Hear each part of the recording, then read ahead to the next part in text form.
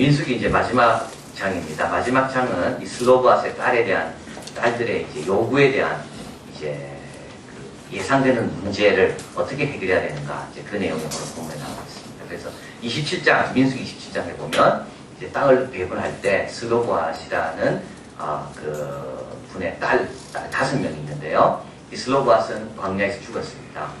이제 딸들만 남아 있는 거죠. 그런데 자기 아버지 이름으로 아들에게만 땅이 유산되기 때문에 아버지 이름을 이제 남길 수 있는 길이 없는 겁니다. 그래서 이 슬로보아스의 딸 5명이 모세에게 나와가지고 우리 아버지는 이게 중요하죠. 고라 편에 서지도 않았습니다. 우리 아버지는 광야에서 죽었지만 모든 세대는 다 죽어야 되죠. 첫 세대는 우리 아버지는 자기 죄로 죽었습니다. 그러니까 뭐 연병에 걸려 죽는다든지 불뱀에 물려 죽는다든지 우리 아버지는 그렇게 죄 지어서 지은 게 아니라 자기 죄로 그냥 평범하게 우리 아버지는 잘 지내시다가 죽었습니다. 그런데 우리 아버지 이름을 남겨야 되는데 우리의 그 땅을 달라고 우리는 여자지만 그래서 모세가 이걸 놓고 하나님께 기도하니까 하나님께 땅을 줘라. 그리고 이제 이들도 이제 땅을 받게 됩니다. 그런데 이제 이들이 나중에 시집을 가게 되잖아요. 그러면 시집 가면 자기들 받은 땅이 누구 것이 되겠습니까? 이제 그 시집 가면 아이를 놓게 되면 그 아이 것이 되겠죠. 그럼 그 아이는 누구의 이름을 이어갑니까? 슬로바스 이름이 아니라 시댁의 이름을 이어가잖아요. 그게 결국 이 땅을 딸이 갖고 있다가 시집을 갔어요. 시집을 가가지고 아들을 놓으면 아들에게 땅을 다 물려주게 되는데 그럼 아들은 결국 어느 지파입니까? 이 므낫세 지파가 아니라 시집간 그 지파 사람 아닙니까? 그러니까 땅이 어떻게 되냐면 땅이 자기 슬로바스의 딸들의 땅이 결국 그 아들의 땅, 그 지파의 땅으로 넘어가게 되는 거예요. 근데 이게 보통 복잡한 게 아닙니다. 왜냐하면 예를 들면 이제 므낫세 지파 땅은 남쪽에 중간에 있는데요. 유다 지파 쪽으로 시집을 간 거예요. 유다 지파 사람이 와서 이 땅에 살고 있어. 그런데 아들을 낳아. 그러면은 이 아들에게 땅이 물려지게 되면 므낫세 지파의 땅 한가운데 누구 땅이 만들어집니까? 유다 지파의 땅이 만들어집니다. 되게 복잡한 겁니다. 그런데 이런 규례는 므낫세 지파뿐만 아니라 슬로보아스의 딸 5뿐만 아니라 모든 딸 가진 사람들에게 다 적용된다 그랬거든요. 그러니까 아들 없이 딸만 있는 사람들의 땅들은 다 시집가면 땅들이 여기저기 막 복잡하게 얽히게 되는 겁니다. 그래서 이제 그 모세가 하나님께 기도하니까 그건 안 된다. 그래서 어떻게 했냐면 딸들 좋다. 아버지 이름을 기념하기 위해서 땅을 갖는 거 딸들에게 준다. 대신에 시집은 같은 지파 안에서만 가라.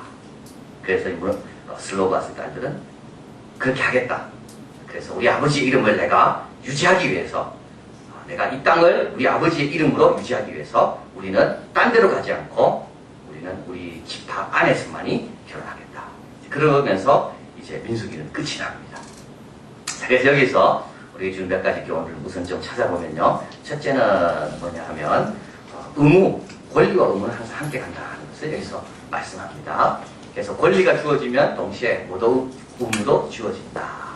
이것을 여기서 말씀하는 거죠. 그래서 이 딸들에게 땅이 주어지는 대신 딸들은 또 어떻게 됩니까? 그 땅을 유지하고 지키기 위해서 자기의 자유를 제한해야 되는 의무가 함께 주어지는 겁니다. 그래서 권리만 가지려고 하면 안 되고요. 권리와 함께 그 권리를 유지하고 그 권리가 지속될 수 있기 위해서는 의무가 반드시 그에 대한 대가가 지불돼야 된다는 것을 말하게 됩니다. 그래서 지난주 제가 설명하면서 넬슨 만델라에 대해서 이야기했잖아요. 넬슨 만델라는 자기 아버지가 추장이었습니다. 근데 족장에 왕이 있고 추장이 있고 그런데 자기 아버지는 워낙 지혜롭기 때문에 그 왕의 그 자문관을 했던 사람입니다. 근데 이제 왕의 아들이 3명이 있는데 그 족장이에요. 근데 갑자기 왕이 돌아가시게 됩니다. 그래서 그 아들 3명 중에 누가 부임 왕이 돼야 될 건가? 이걸 누가 결정하는가 하면 이 넬슨 만델라의 아버지가 결정을 해줍니다. 그래서 맨 막내에게 시작합니다. 이 막내가 왕이 돼요. 그래서 막내가 그 부족의 왕이 돼요. 근데 왜 그러냐면 그 사람 셋 중에 막내가 제일 공부를 많이 해요. 그래서 이제 넬슨 만델라의 아버지가 이 사람이 왕이 돼야 된다. 그래서 그 사람 반대로 막내가 왕이 돼요. 근데 그 왕이 된 족장은 넬슨 만델라 아버지가 죽은 다음에 자기 엄마가 넬슨 만델라를 끌고 시골에서 나와서 이 도시로 가서 이 왕에게 이 아들을 막 그때부터 이 왕이 넬슨 만델라를 계속 도와줍니다. 그 넬슨 만델라가 한 유명한 말이 뭡니까? 지금은 이제 1994년도에 첫 번째 흑인 대통령이 나오고 흑인에게 자유가 주어졌지만 이 자유는 반드시 뭐가 따른다 그랬죠? 책임이 따른다. 그래서 자기는 봉우리에 올라서 이 자유를 누릴 만큼 여유가 없다는 것. 왜냐하면 자유에는 책임이 따른다. 우리가 새기들이 우리나라에 있는 축복받는 거에는 반드시 뭐가 따릅니까?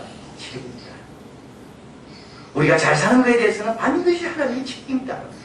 우리가 잘 살게 해달라고 우리 이런 좋은 조건을 달라고 열심히 기도했다면 이제는 뭡니까? 이거를 누리고 이것을 나누어야 될 책임을 우리가 져야 되는 거예요. 건강을 달라고 기도했습니까? 마찬가지예요. 건강을 누릴 권리가 있음과 동시에 이 건강을 가지고 하나님 뜻대로 써야 될 의무도 있다는 거예요. 그래서 하나님이 좋은 걸 주시면 동시에 뭐가 함께 가야 됩니까? 의무가 함께 가야 돼요. 그런데 결국은 이 의무 때문에 이 슬로보아스의 딸들의 이름들이 빛나게 되는 거예요. 오늘 본문에 보면 11절에 슬로봇의 딸 밀라와 디르사와 호글라와 밀가와 노아 5명의 이름이 나오죠. 27장에도 5명의 이름이 나옵니다. 이 이름들은 누굽니까? 이 이름들은 권리만을 누린 사람들이 아니라 이 이름은 아버지의 이름을 위해서 자기 자신을 희생한 사람들입니다. 아버지의 땅을 위해서 용기 있게 나갔을 때 27장이고 36장은 뭡니까? 아버지의 이름을 위해서 자기의 권리들을 자기의 포기하고 자기의 의무들을 감당한 사람들의 이름입니다.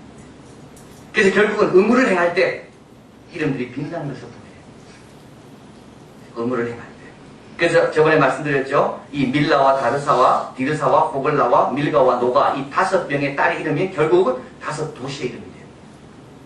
그러니까 아버지 이름을 간직하고 아버지 이름을 소중히 여기기 위해서 자기를 절제했는데 결국은 아버지의 이름이 아니라 자기들의 이름으로 도시가 5개가 새겨지게 돼요. 그리고 여기서 주는 도전이 또 하나 있다면 그건 뭘까요? 예. 하나님께서 다 말씀하지 않는다는 거죠. 자, 그래서 27장에 하나님은 슬로바의 딸들의 말을 들으라. 그래서 땅 주라 이야기하죠. 그러고 나서 이제 한참 지난 다음에 거의 이제 민수기가 끝나게 족장들이 걱정이 생기는 겁니다. 만약에 딸을 줘서 그 딸이 시집가면 땅이 복잡해지는데 어떻게 되느냐. 그러니까 또 질문하니까 그때 하나님께서 36장에 또 이야기하시는 거예요. 그래서 하나님은 한 번에 다 말하지 않아요. 우리가 감당이 안 돼요.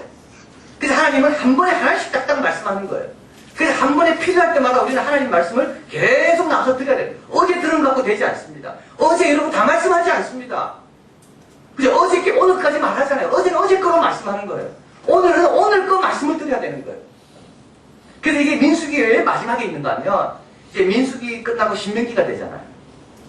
이제 신명기는 모세가 다시 설교한 내용입니다. 왜냐하면 신명기 다음에는 여호수아인데 모세가 약속의 땅에 이스라엘 백성과 같이 못 들어가잖아요. 그래서 약속의 땅에 들어가기 직전 이 모압 평지에서 모압 산지에서 이스라엘 백성을 향해서 한 번 더 하나님 말씀을 전하는 겁니다. 또 전하고 또 전하고 또 전하고. 자, 그래서 우리도 마찬가지예요. 우리도 하나님께서 다 보여주시면 좋을 것 같지만 우리가 감당이 안 되고 순서도 잘 모르고 그렇죠? 어느 것이 우선 쳐야 될 것도 잘 모르고 그래서 하나님께서 순서 따라서 한 번에 하나씩 딱 말씀하신다. 그래서 저번에 말씀드린 것처럼 모세처럼 하루 끝났다고 여러분 마음대로 살면 안 됩니다. 그 다음에 또 와서 드려야 돼요. 그 다음에 또 와서 드려야 돼요. 그 다음날 또 와서 드려야 돼요. 그래야지 오늘 이길 힘 일용할 양식을 우리가 날마다 먹을 수가 있다. 그래서 민수기가 끝나면서 하나님께서 이야기하는 거죠. 또 들어야 하는 거예요. 약속의 땅에 들어가서 또 듣고 어디 가든지 또 듣고 문제는 늘 새로운 양상으로 다가오기 때문에 새로운 양상에 따라 믿음의 반응을 하기 위해서 하나님 앞에 늘 나와야 된다. 그것을 여기서 말씀합니다. 자, 그래서 이제 이렇게 민수기는 끝나게 되고요. 그 다음에 이제 민수기 전체적인 걸 한번 요약해 보면 정리를 한번 해보겠습니다. 제목은 영어로는 넘버, 민수기란 말은 백성의 숫자를 센다는 책이라는 말이죠. 그러나 이 말은 저번에 우리 교회사 특강에서 세계교회사 특강에서 여러분 배웠다시피 70인역이라는 게 이제 알았잖아요. 알렉산드리아에서 70명을 불러다가 성경을 번역하게 했고 그래서 히브리어 말을 헬라 말로 번역했습니다. 왜냐하면 히브리 말을 아는 사람이 아무도 없었어요. 그래서 히브리어 말로 된 구약을 읽을 수 있는 당시 유대인들은 아무도 없는 거예요. 왜냐하면 전부 다 헬라어되어 있었기 때문에 헬라 말만 아는 겁니다. 사도 바울도 그렇고 사도 요한도 그렇고 다 헬라 말, 성경을 헬라 말로 다 썼어요. 신약 편지도. 그래서 그거를 이제 헬라화된 유대인들에게 읽히기 위해서 구약 히브리어를 헬라어로 번역한 게 70인역이고 이 70인역을 라틴어로 번역한 게 뭐라 그랬죠? 불같아요. 이 제롬, 목욕을 한 번도 하지 않는 그 사람이 라틴어를 번역했다 했잖아요. 그런데 이 사람이 라틴어로 번역할 때 어느 제목을 따왔는가 하면 히브리에서 제목을 따오지 않고 70인역에서 제목을 따온 겁니다. 70인역에는 민수기 제목이 뭐라 되어 있는가 하면 넘버라고 되어 있는 겁니다. 숫자로. 그래서 라틴 말로 이걸 번역할 때 그 사람은 넘버라고 번역했습니다. 그런데 실제로 히브리에는 민수기의 제목이 뭐냐 하면 광야입니다. 그래서 민수기 앞에 한번 가보겠습니다. 민수기 1장에 가보면 1장 1절 같이 읽어볼까요? 이스라엘 자손이 애굽 땅에서 나온 후 제2년 6월 1일에 여호와께서 시내 광야 회막에서 모세에게 일러 가라사대 광야에서 인더비전했어. 그래서 민수기의 내용은 광야에서 어떤 일이 일어났는가. 그래서 광야에서 숫자도 세기를 했습니다. 광야에서 모세에게 데려가기도 하고 광야에서 모세가 실수해서 르비딤의 반석을 두 번째 치기도 하고 광야에서 이스라엘 백성이 어떻게 됩니까? 연병에 걸려 죽기도 하고 그 모든 내용이 다 어디서 나온다고요? 민수기에. 그래서 실제로 민수기의 제목은 정확한 의미는 광야에서라는 것이 더 내용에 부합한다는 겁니다.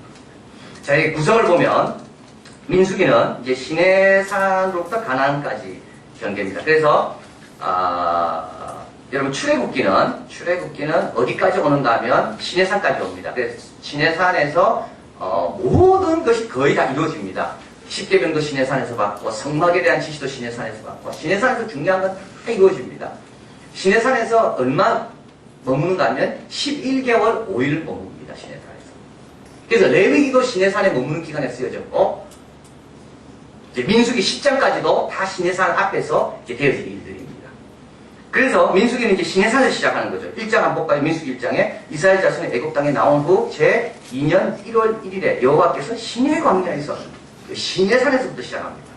그래서 레위기는 어디서 쓰여졌는가 하면 시내 광야에서. 민수기도 시내 광야에서 출발하는 거죠. 그래서 10장부터는 이제 바란 광야로 이동하기 시작하는 거예요. 그 10장까지 내용이 어디냐면 시내산입니다. 그래서 민수기는 출발이 어디서냐면 시내 광야에서 출발해서 어디까지? 모압 평지까지, 여리고 맞은편까지, 요단강 건너기 직전까지 내용이 바로 민수기의 내용입니다. 그리고 모압 평지에서 모세가 설교한 내용이 뭐냐면 신명기입니다. 자, 그래서 시내 광야에서 이스라엘 백성이 11개월 5일을 머물고요. 그리고 여기서 이제 오늘 여호와 시내 광야에서 모세에게 일러 가라사대 말씀한 것부터 20일이 지난 다음에 10장 가볼까요? 10장으로 쭉 넘어가 보면 딱 20일이 지난 다음에 이스라엘 백성이 성막 위에 구름이 떠오르면서 출발하기 시작합니다. 10장 가봅니다. 10장 11절 같이 읽을까요? 제2년 2월 20일에 구름이 증거막 위에 떠오르매 이스라엘 백성이 이동합니다. 시내산에서 이동하기 시작합니다. 자, 그렇게 해서 쭉 이동해가지고 결국 어디에 가는가 하면 가데스 바네아까지 가게 되고 거기에서 반역에서 돌아서서 어떻게 해요? 38년 지난 다음에 모압 평지 앞에까지 오게 되는 거예요. 그래서 모압 평지 앞이라는 것은 22장 가고 22장 가볼까요? 22장 6절 같이 있습니다. 이스라엘 자손이 또 진행하여 모압 평지에 지쳤으니 요단 건너편 곧 여리고 맞은편이다. 그래서 이까지 오는데 몇 년 걸렸다고요? 38년이 걸렸어요. 그래서 이스라엘 백성은 금방 올 줄 알았어요. 여기까지. 왜냐하면 애굽에서 출발해서 시내산까지 오는데 2개월 걸렸거든요. 한 반쯤 온 겁니다.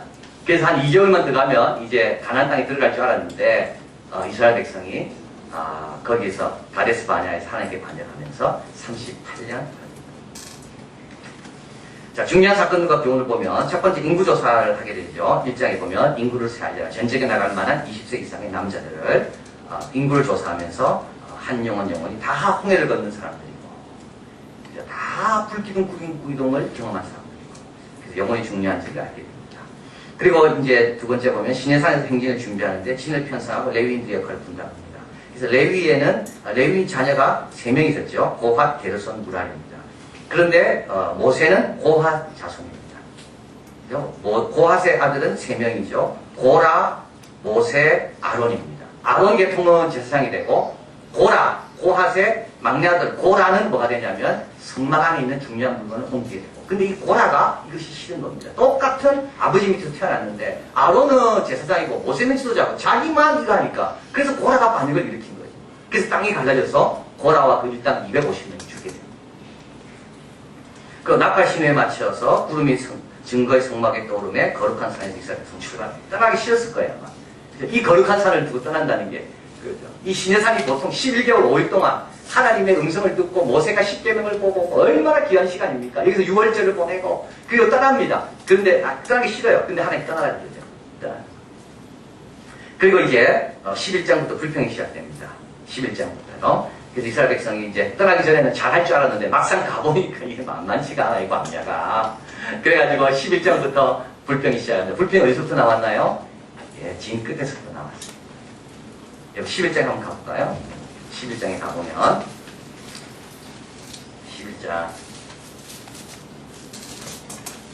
11장 1절 같이 있습니다. 백성이 여호와의 들으시기에 악한 말로 원망하며 여호와께서 들으시고 진노하사 여호와의 불로 그들 중에 붙어서 진 끝을 살게 하시네. 끝에 있는 거 조심해야 되는 거죠. 따라갈 때 뒤에 있으면 항상 불평합니다. 여러분 맞습니다. 앞장서는 사람은 절대 불평 안 해요. 앞장서는 사람은 불평할 여유가 없어. 왜냐하면 어디로 가야 될지 어떻게 살아야 될지 그거 지금 신경 쓴다고 불평할 여유가 없어요. 근데 뒤에 오는 사람은요 불평. 그래서 여러분 어느 조직에 가서 뭘 하든지 앞에 서야 됩니다. 앞에 앉아야 돼요. 앞에. 불평이 없어. 앞에 잘 보이니까. 뒤에 있으면 왜 스크린이 저럴까? 불평이 나오면 뒤에 있으면. 물론 이제 뒤에 이렇게 좀 남을 위해서 양보한다고 뒤에 앉으신 분도 계시겠지만 여러분 뭐든지요. 교회도 마찬가지입니다. 항상 불평은 누가 하는가 하면 억지로 따라오는 사람이 불평합니다.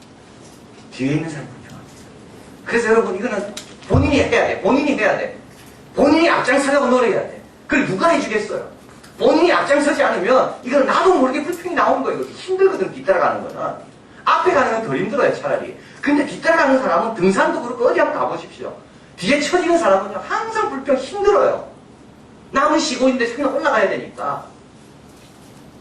그래서 여기도 마찬가지예요. 불평이 참 어디서 나왔습니까? 뒤에서 나와요. 그래서 하나님께서 진 끝에 불로 사릅니다. 그 다음에 이제 또 그 매출하기를 먹고 싶다 그런 그 탐욕에 의한 불평이 나오고 그래서 백성들의 불평이 나오고 그 다음에 미리암 모세의 구수력이 미취한 그 불평이 나오고 그래서 미리암은 참 우리 다음 주 설교에서 말씀드리겠지만 갈대 상자에 모세를 넣어가지고 이제 하숫가에 이제 갖다 놓잖아요. 모세 어머니가 이때 미리암이 지켜보고 있잖아요. 그러다가 이제 그 바로의 딸이 목욕하다가 그 상자를 열어서 아이가 오는 것을 보고 너무 예뻐서 둘이 보니까 그때 미리암 옆에 있다가 이야기하는 겁니다. 그래서 미리암이 누구를 모시고 오는가 하면 자기 엄마를 모시고 와서 엄마의 젖으로 모세를 키우게 합니다. 미리암이 보통 여자가 아닙니다. 그래서 이 어려운 시기에 총명의 총기요. 그래 그 순간에 엄마가 꾸몄다고 말하지 않고 시침이 뚝뚝대면서 그 숲속에서 그저 그 갈대숲에서 내가 이거 안다고 얘 보아니 그래가지고 감쪽같이 속인 거야. 그래서 엄마가 모세의 젖을 보통 여자가 아닙니다. 그러니까 이런 여자가 만족시키기 어려워요.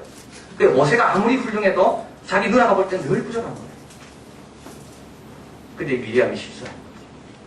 모세가 구수 여인 취한 거 가지고 막 비방하다가 하나님께서 미리암에게 문둥병을 줍니다.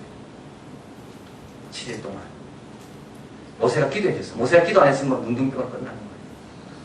근데 아론이 모세에게 부탁합니다. 모세야 당신이 좀 기도해야 돼. 그래서 모세가 엎드려 기도하니까 하나님이 온 집에 충성한 모세가 기도하니까 하나님이 안 될 수가 없는 거예요. 그래서 미리암을 7일 동안 밖에 있다가 나오게 해서 낫게 해주십니다. 자, 그래서 백성들이 불평하고요. 그 다음에 지도자들도 불평하고. 그래서 결국은 정탐꾼 보낼 때 12명의 정탐꾼 가운데 10명이 불평하게 됩니다. 여러분, 참 정탐꾼 이야기는 우리가 들어도 또 마음에 새겨야 됩니다. 왜냐하면 이게 참 먼저 아는 사람의 책임입니다. 먼저 아는 사람은 나중에 아는 사람보다 더 많이 알고 있거든요.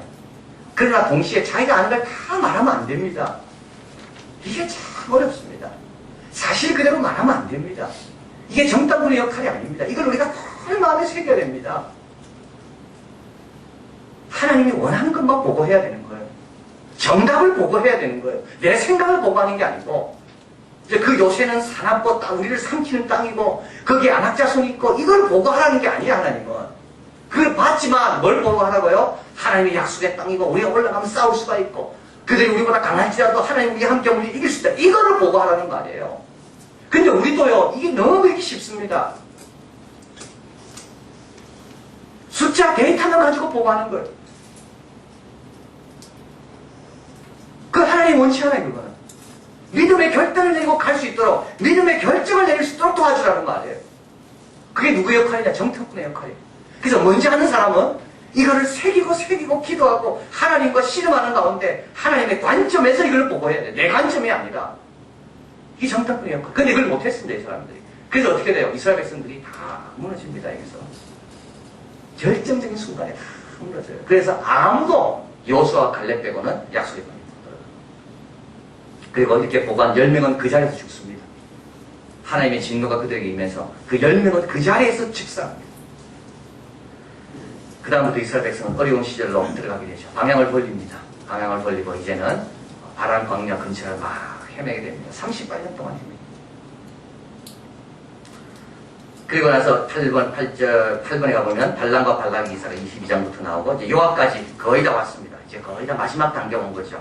이때 발람이 이제 왕이 발람 선지자를 시켜서 저주하게 하지만 하나님께서 막아주시고 이게 안 되니까 미디안 여인과 이스라엘 백성을 가늠하도록 해서 24,000명이 죽게 돼요. 이때 비나스가 새 포도주, 새 피가 나타나서 가늠하고 있는 그 이스라엘 백성 남자와 미디안 여성을 창으로 찔러 죽입니다. 이때 하나님께서 속이 후련해가지고 연병을 그치게 합니다.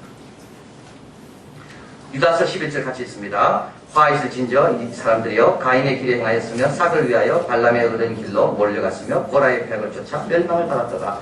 구약에서도 제일 불행한 인생, 저주받은 인생 세 사람이 나오는데 가인이고 발람이고 고라입니다. 그런데 이 중에 두 사람이 어디에 나와요? 민수기에 나와요.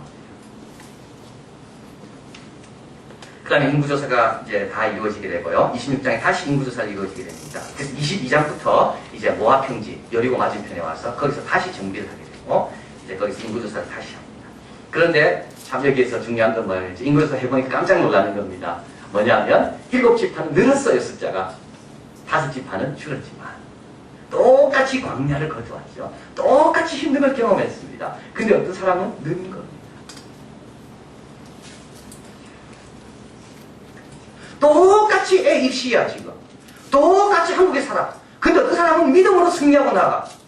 어떤 사람들에서 다 쓰러져. 어저께 뉴스 잠깐 보니까 우리 최경주 선수가 브리티시 오픈에 나가서 잘하다가 마지막에 바람이 너무 세게 불어가지고 마지막에 완전히 16위로 이제 끝이 났습니다. 그런데 그 1등한 사람도 있더라고요. 바람 불어도 어떤 사람은 바람 분다고 못 치는데 어떤 사람은 바람 불어도 잘 치는 사람이 있더라니까요. 해링턴입니다. 작년에 이어서 올해 2연패 했습니다. 이 사람은 발목 부상을 입었다고 해요. 그래서 많은 사람들이 예상하기를 이 사람은 연습을 끝낼 확률도 없다. 이 사람은 연습도 끝내려면 아마 못 끝낼 거다. 50% 정도밖에 내가 예측 못한다. 그런데 이 해링턴은 아일랜드 사람인데요. 이 사람은 뭐 작년에 이어서 올해도 똑같이 바람 부는 환경인데도 한 사람은 이기고요. 한 사람은 바람 부는 치입니다. 똑같은 광야에서 어떤 지파는 들고 어떤 지파는 죽습니다. 다 죽지만 어떤 사람은 삽니다. 여호수아 갈렙이죠. 다 불평하지만 어떤 사람은 끝까지 하나님 붙들고 믿음으로 끝까지 버팁니다. 여러분 어느 쪽에서 해야 됩니까? 이게 중요한 거예요. 어느 쪽에서 해야 될까요? 어느 사람 쳐다봅니까? 불평하는 사람 쳐다봅니까? 광야에서 안 되는 사람 쳐다봅니까? 아닙니다. 여호수아와 갈렙을 쳐다봐야 돼요. 똑같이 광야에서 똑같이 힘든 걸 받습니다. 그러나 동시에 이 둘은 어떻게 하나님을 온전히 쫓을까? 그 설득의 기술인 그 책이 있어요. 그거는 여러분 남 알려주지 말고 혼자 읽으셔야 돼요. 저도 이거 알려주면 안 되는데 그래야 설득을 당해. 안 그러면 내가 다 가르쳐주면 이 사람은 이 책 읽고 이렇게 설득이 안 넘어가는 거죠. 설득이 또 적으시는 분이 계시네요. 이제 정말 재밌습니다. 제가 아까 전에 읽다가 어떤 게 나오는가 하면 남에게 설득을 하려면 일단 호의를 많이 베풀라는 겁니다. 호의를 많이 베풀면 사람이 빚을 갚고 싶기 때문에 빚 갚는 의미에서 그 사람의 부탁을 거절 못한다는 거예요. 그런데 이게 또 너무 의도적으로 그 설득을 내가 나중에 해야 되겠다 계산적으로 하면 사람들이 다 느낀다는 거예요. 그러면서 팁을 실험을 해서 팁. 그래서 이제 팁이 어떻게 달라지는가. 그래서 예를 들면, 이제, 그냥 영수증 주는 거하고, 영수증 줄 때 거기다 사탕 2개 넣는 거하고, 이 손님이 팁 넣는 게 30몇 퍼센트 팍 올라가더라고요. 더 생깁니다. 그때 팁을 더 받고 싶으면 어떻게 되냐면, 사탕을 넣고 계산서 넣고, 나와요. 나오다가, 아차! 하고 돌아가서 사탕을 하나 더 드려. 아이고, 너무 참 귀한 곳에서 내가 사탕을 더 드리고 싶어서 가다가 생각 나서 왔다고. 그러면 팁이 팍 온다는 겁니다. 아차! 이러고. 그래서 선물이라는 것은 2가지입니다. 저도 받을 때만 느끼는 건데, 선물은 꼭 2가지입니다. 뭐가 있어야 되는가 하면, 선물은 개인적인 거고, 선물은 의외적이라는 거죠. 선물이 효과를 보려면 개인적이어야 되고, 선물은 2번째는 의외성. 기대 안 하는데 받을 때. 그럴 때 설득한 것이다. 근데 이 책에서 이제 제가 말씀드리고자 하는 건 뭐냐면 호텔에서 이 타올을 많이 쓰잖아요, 타올을. 근데 이제 사실 몇 번 더 써도 되는데, 며칠 더 써도 되는데, 이 사람들이 한 번 쓰고 그냥 또 쓰고 새 거 갈아다가 자꾸 그런다는 겁니다. 근데 지금 이제 환경 문제도 있고, 이거 세제도 많이 써야 돼요. 그래서 호텔에서 어떻게 타올을 이 손님들로 하여금 한 번 말고 2번 쓰게 할까? 이걸 고민하는 거예요. 그래서 이제 한 번 이렇게 써놨어, 거기다가. 그 화장실에다가 이 타올을 좀 한 번 더 써주십시오. 이거 환경오염과 다 관련된 겁니다. 환경을 위해서 우리가 타올을 아껴야 됩니다. 아무 효과가 없는 거예요. 그냥 다시 썼어. 어떻게 썼냐면, 이 방에 썼던 손님도 타올을 몇 번 더 썼습니다. 이 호텔에 투숙한 손님들은 거의 다 타올을 한 번 이상씩 씁니다. 효과가 엄청나더라고요. 왜냐하면 비슷한 형편에 있는데 남은 이렇게 했다는 거죠. 그래서 효과가 언제 있는가 하면 비슷한 형편에 있는 사람이 일을 했다라고 할 때 효과가 훨씬 있다는 겁니다. 그래서 뭔가를 설명할 때 똑같은 형편이지만 요소와 관련을 봐라. 이러면 더 도전받는다는 거예요. 그래서 엉뚱한 위인을 갖고 도전받아라. 이런 도전 안 받는데 내하고 비슷한 처지, 내하고 비슷한 환경. 그런데도 저 사람 어떻게 저렇게 살았을까?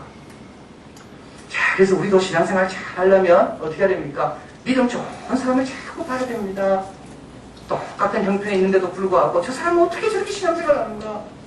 똑같은 체력 조건인데도 불구하고 저 사람은 어떻게 저렇게 신앙생활 하는가? 바람 분다고 다 지는 게 아니더라. 바람 불어도 이기는 사람은 있습니다. 우리도 신앙생활은 마찬가지예요. 가나안 땅에 다 못 들어갔지만 들어간 사람은 있다고, 이 2사람. 자, 그래서 비슷한 처지의 사람이 어떻게 생각하는가 중요하고, 우리도 늘 이 비슷한 처지에서 믿음 생활 잘하는 사람이 누군가, 그 사람을 본받으려고 노력해야 된다. 그리고 10번째 미디안의 원수를 갚습니다. 그죠? 어떻게 갚습니까? 하나 될 때 하나님의 명예를 높이는 거죠. 하나 될 때. 전리품을 후하게 나눌 때. 남은 사람과 싸운 사람이 보통 똑같이 나눠 가지지 않거든요. 그런데 이스라엘 백성은 싸우고 와서 전리품을 동일하게 나눴습니다. 그리고 자발적으로 하나님께 감사할 때 우리 하나님은 영광을 받습니다. 그리고 마지막 33장에 보면 42곳의 여정이 나옵니다. 이스라엘 백성이 섰다 갔다 했던 여정이죠. 이것은 모세가 기록하였으니라는 구절이 나오는데, 이것은 민수기를 기록하였던 것을 밝히는 구절. 모세가 처음 나옵니다.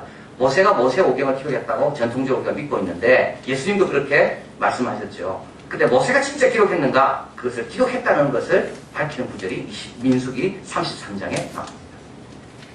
모세와 아론의 인도가 있기 때문이고, 큰 하나님의 권능이 있었기 때문이고, 그들이 순종했기 때문이다. 그래서 민수기의 결론은 이제 월터 리간스라는 구약학자가 민수기의 결론은 3가지, 4가지.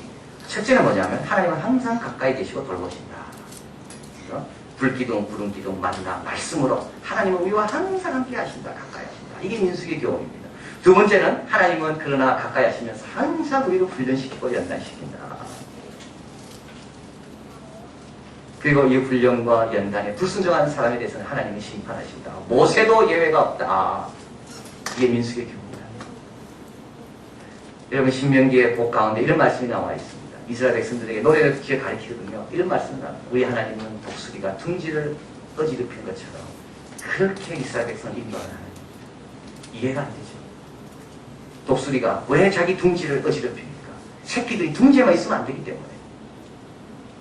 새끼들이 독수리처럼 되려면 둥지 밖으로 나가야 되거든요. 그런데 새끼들은 둥지 안에 있는 게 너무 편해. 그래서 어미 새끼는 이 둥지를 의도적으로 어지럽히는 거예요. 그래야 새끼들이 둥지 밖으로 뛰쳐나오면서 날개질을 하면서 자기가 독수리하면서 알게 되는 거예요. 하나님과 마찬가지예요. 하나님도 때로는 우리에게 가만히 편안한데 자꾸 우리에게 도전하고 자극하고 어려움을 주기도 하고 고난을 주기도 하고 그래서 둥지를 자꾸 흔드는 겁니다. 그래서 어떻게 날개에 힘이 들어갈 수 있도록. 그래서 하나님은 항상 훈련시키십니다. 그리고 세 번째로 하나님의 뜻은 항상 우세하다. 약속의 땅을 주시겠다 맹세는 백성들이 불순종해도 주변 나라가 적대적이어도 영적인 반대 세력이 있어도 이거는 발람을 가리킵니다. 발람이 이스라엘 백성을 저주하고 싶어서 막 그래 하려 해도 하나님이 다 막아주시는 거예요. 하늘에서 이루어진 것처럼 땅에서 이루어지도록 하나님은 하신다.